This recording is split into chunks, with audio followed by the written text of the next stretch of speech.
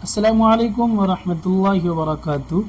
Last video میں نے کچھ حروف کی پہچان کے تعلق سے بات کی تھی کہ اگر ان حروف کو سنگل لکھا جائے تو ان کی شکلیں کیسی ہوتی ہیں، اور اگر ملا کر لکھا جائے تو پھر ان کی شکلیں کیسی بن جاتی ہیں۔ اب اس ویڈیو میں انشاءاللہ بقیہ حروف کی پہچان کے تعلق سے بات ہوگی کہ اگر ان کو سنگل لکھا جائے تو ان کی شکلیں کیسی ہوں گی، اور جب ملا کر لکھا جائے تو پھر ان کی شکلیں کیسی ہو جائیں گی۔ اگر آپ کو عربک الفابیٹس کی بالکل بھی پہچان نہیں ہے تو آپ ان دونوں ویڈیوز کو کمپلیٹ دیکھیے، انشاءاللہ آپ ایک ایک لفظ کو بآسانی پہچان لیں گے۔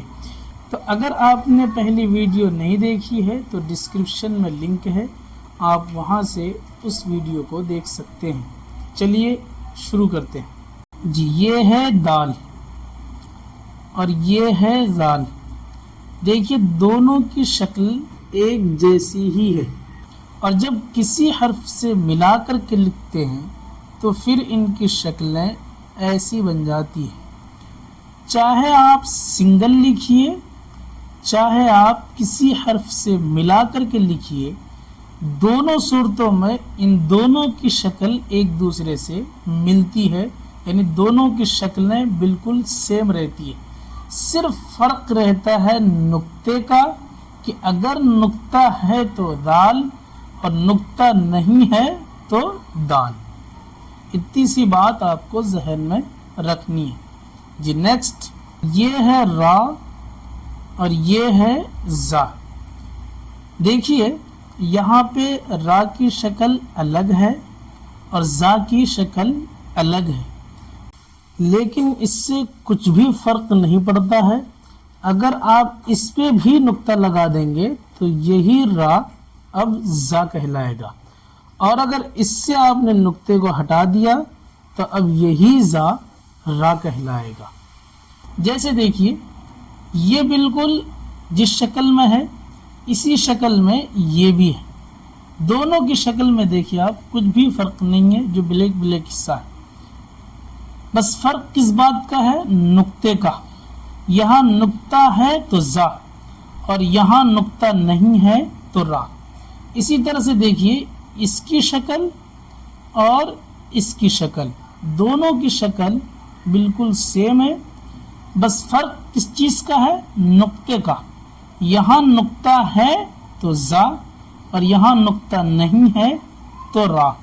تو اسی لیے میں نے آپ سے کہا چاہے اس شکل میں ہو چاہے اس شکل میں ہو، بس نقطہ ہے تو زا، نقطہ نہیں ہے تو را۔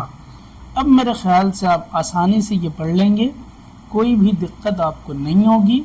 صرف آپ کو نقطے پہ دھیان رکھنا ہے کہ اگر شکل ایسی ہے نقطہ نہیں ہے تو دال، اور ایسی ہی شکل ہے نقطہ ہے تو دال، اور اگر شکل ایسی ہے نقطہ نہیں ہے تو را، اور شکل ایسی ہی ہے لیکن نقطہ ہے تو زا۔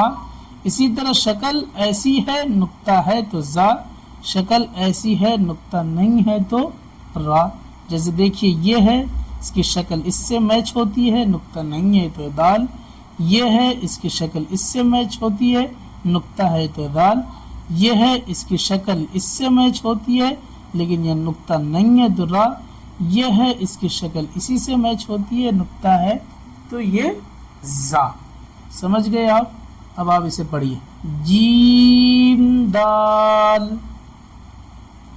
خا دال، جیم را، خا زا، یا را، تا زا، میم دال، کاف دال، فا را، میم زا۔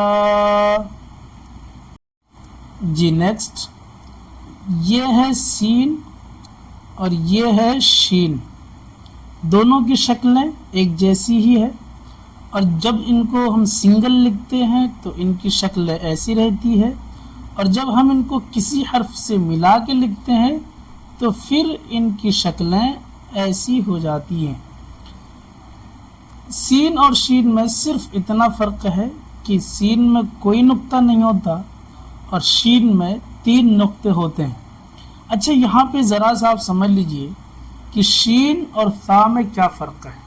تو دیکھیے، اگر شوشے 3 ہیں، جیسے دیکھیے اس میں 1 شوشہ، 2 شوشہ، 3 شوشہ، یہاں 3 شوشے ہیں اور پھر 3 نقطے بھی ہیں، تو اب یہ حرف شین کہلائے گا۔ لیکن اگر یہی شوشہ صرف 1 ہوا اور نقطے 3 ہوئے تو پھر یہ شین نہیں، فا کہلائے گا۔ جیسے دیکھیے اس مثال میں صرف 1 شوشہ ہے اور نقطے 3 ہے، تو یہ فا کہلائے گا۔ تو اس چیز کا آپ دھیان رکھیے کہ 3 نقطے شین میں بھی ہوتے اور 3 نقطے فا میں بھی ہوتے ہیں، صرف شوشوں کا فرق ہے کہ اگر 1 شوشہ ہے تو وہ فا کہلائے گا اور اگر شوشے 3 ہیں تو پھر وہ شین کہلائے گا۔ نیکسٹ، یہ ہے صاد، یہ ہے ضاد، دونوں میں صرف نقطے کا فرق ہے۔ نقطہ ہے تو ضاد، نقطہ نہیں ہے تو صاد۔ یہ ہے طا، یہ ہے ظا، ان میں بھی صرف نقطے کا فرق ہے۔ اب آپ اس کو آسانی سے پڑھ سکتے ہیں، پڑھیے۔ سین لام، شین لام، صاد با، پہلے پہلے چھوٹی سین کی آواز نکالیے، پھر اس آواز کو آپ گول کر دیجئے، آ کر دیجئے، صاد با۔ نیکسٹ، طابا، ضاد الف، سین را، شین قاف، ضاد یا، ضا الف۔ جی نیکسٹ، یہ ہے عین، یہ ہے غین اور یہ ہے حمزہ۔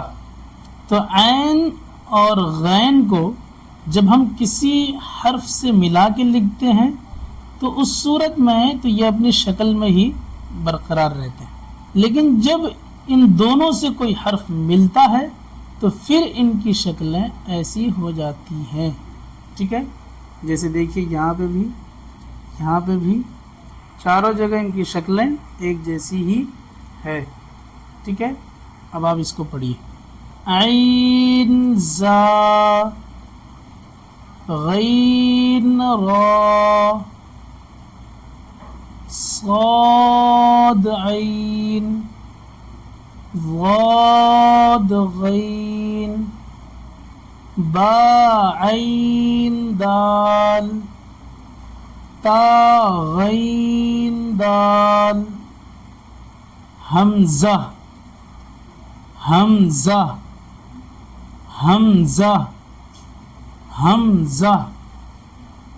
اس کو اس طرح سے پڑھنا کہ الف کے اوپر حمزہ، واو کے اوپر حمزہ، یا کے اوپر حمزہ، ایسے نہیں پڑھنا چاہیے، ایسے پڑھنا صحیح نہیں۔ بس آپ اس کو سمجھ لیجئے کہ حمزہ کو کبھی الف کے اوپر، کبھی واو کے اوپر، کبھی یا کے اوپر بھی لکھتے ہیں، لیکن پڑھیں گے صرف حمزہ، حمزہ، حمزہ، حمزہ۔ ٹھیک ہے جی، نیکسٹ، یہ ہے فا، یہ ہے قاف، یہ ہے واو، یہ ہے میم۔ اس میں صرف آپ فا اور قاف کو سمجھیے کہ دیکھیے اس میں فا کا شیپ جو ہے تھوڑا سا لمبا ہے، لیکن قاف کا شیپ گول سا ہے۔ ٹھیک ہے، یہ دونوں کی شکلوں میں جب ہم سنگل لکھتے ہیں تو فرق ہے، لیکن جب ملا کر کے لکھتے ہیں تو پھر دونوں کی شکل ایک جیسی ہی ہوتی ہے۔ جیسے دیکھیے یہاں پہ اور اس میں दोनों की शक्लों में कुछ भी फर्क नहीं है। देखिए ये इसकी शक्ल में और इसकी शक्ल में कुछ भी फर्क नहीं है, दोनों की शक्ल एकदम बिल्कुल सेम है। सिर्फ फर्क किस बात का है? नुक्ते का। अगर नुक्ते दो हैं तो काफ, और अगर नुक्ता एक है तो फा। याद रखिए, बाकी सब इजी है। मीम को सिंगल शक्ल में ऐसे लिखते हैं, और जब मिला के लिखते हैं तो इसकी शक्ल इस तरह से और इस तरह से बन जाती है। काफ वाव, काफ वाव, फा वाव, फा काफ लाम, काफ फा लाम, या फा, हा मीम, काफ मीम, लाम मीम, ता मीम, ता मीम ता। उम्मीद करता हूँ कि आपको सारे अल्फ़ाबेट्स की पहचान हो गई होगी, और इंशाअल्लाह आप आसानी के साथ हर लफ्ज़ को पहचान लेंगे। अगर मैं अपनी उम्मीद में ठीक हूँ तो ये आपके सामने एक फ़ोटो है, आप इन तमाम वर्ड्स को पहचानिए और इसे पहचानने की कोशिश कीजिए। जब तक के लिए अस्सलामु अलैकुम व रहमतुल्लाहि व बरकातुहू। For watching this video, Jazakallahu khair.